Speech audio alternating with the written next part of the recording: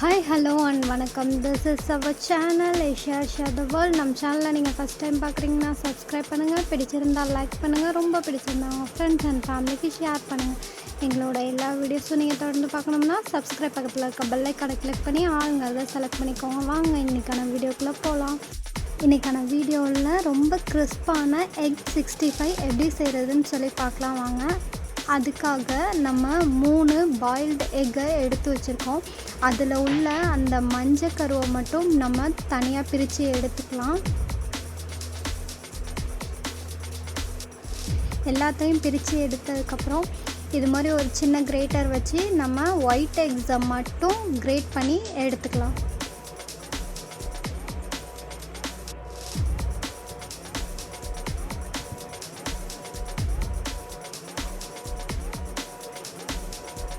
இது மாதிரி கிரேட் பண்ணதுக்கப்புறம் அரிசி மாவு 1 டீஸ்பூன் சேர்த்துக்கலாம். அதுக்கப்புறமேட்டுக்கு சிக்கன் 65 மசாலா 2 டீஸ்பூன் சேர்த்துக்கலாம்.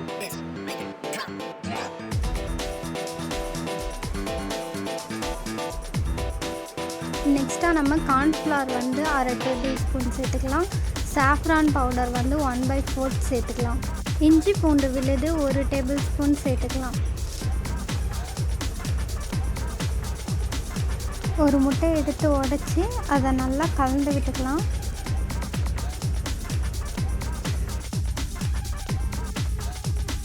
நல்லா கலந்ததுக்கப்புறம் இதை அதோட சேர்த்துக்கலாம். 1/4 டீஸ்பூன் ஜீரகத்தூள், 1/4 டீஸ்பூன் கரம் மசாலா, 1 பிஞ்ச் உப்பு சேர்த்து நல்லா மிக்ஸ் பண்ணி கலந்து விட்டுக்கலாம். இது மாதிரி நல்லா கலந்து விட்டதுக்கப்புறம் 5 நிமிஷம் விட்டுடலாம். இப்போ 5 நிமிஷம் ஆயிடுச்சு. எண்ணெயை நல்லா சூடு பண்ணிவிட்டு அதை லோ ஃப்ளேமில் வச்சுக்கலாம். குட்டி குட்டி உருண்டையாக நம்ம எண்ணெயில் எக்ஸை சேர்த்துக்கலாம்.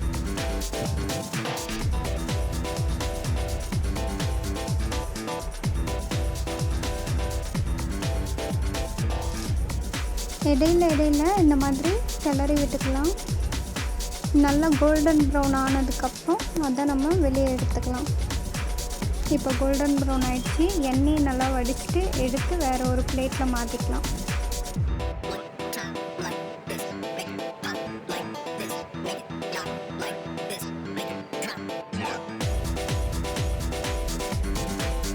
அவ்வளோதான், நம்ம எக் 65 ரெடி ஆகிடுச்சு.